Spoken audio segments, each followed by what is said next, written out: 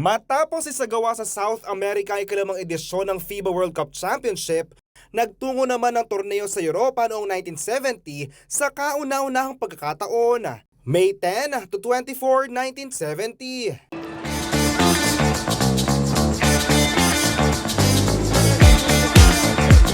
Labing-tatlong koponan na nagbakbakan mula May 10, 24, 1970. 12 team naman na naglaban sa elimination round, habang diretso naman sa next round ang host nation ng Yugoslavia. Naging tinik ang two-time champs na Brazil at reigning kings ang hardcourt na Soviet Union, ngunit walang inaksayang panahon ng mga Yugoslavian. Dito ay maaga silang sumungkit ng mga panalo sa final round. At matapos ang magkasunod na bridesmaid finish taong 1963 at 1967 edition ng FIBA, ay naiuwi sa wakas ng Yugoslavian team ang inaasam-asam na ginto. Ito ang naging simula ng magandang karera ng Yugoslavian basketball team sa FIBA Basketball World Cup at maging sa iba't ibang torneo. Mas maraming mga kabataan din ang nahumaling sa larong basketball.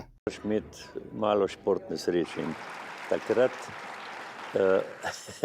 Takrat se nam je zdelo, da smo, na loteriji dobili koliko milijonov.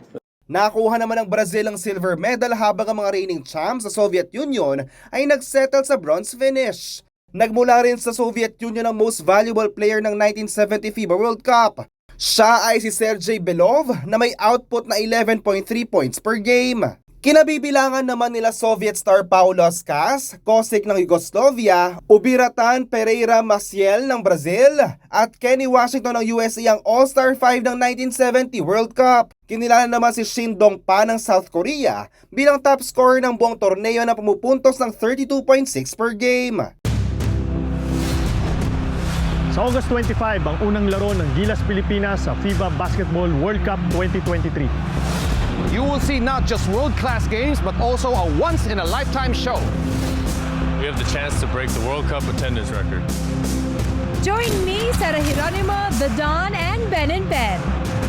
8-25-23. Let's make history. Buy your tickets now.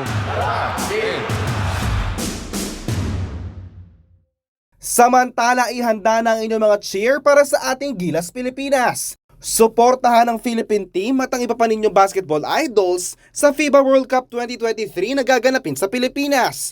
Get ready to be part of history for as low as 499 pesos.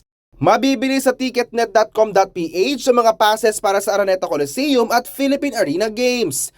Sa smtickets.com naman, pwedeng bumili ng ticket para sa mga laro sa Mall of Asia Arena. Unang magsasalpukan na Angola at Italia at Pilipinas at Dominican Republic sa double-header opening day sa Philippine Arena this August 25. Maaari ding bumisita sa website at Facebook page ng FIBA World Cup para sa mga detalye at schedule ng mga laro. JM De Jesus, CLTV 36 News.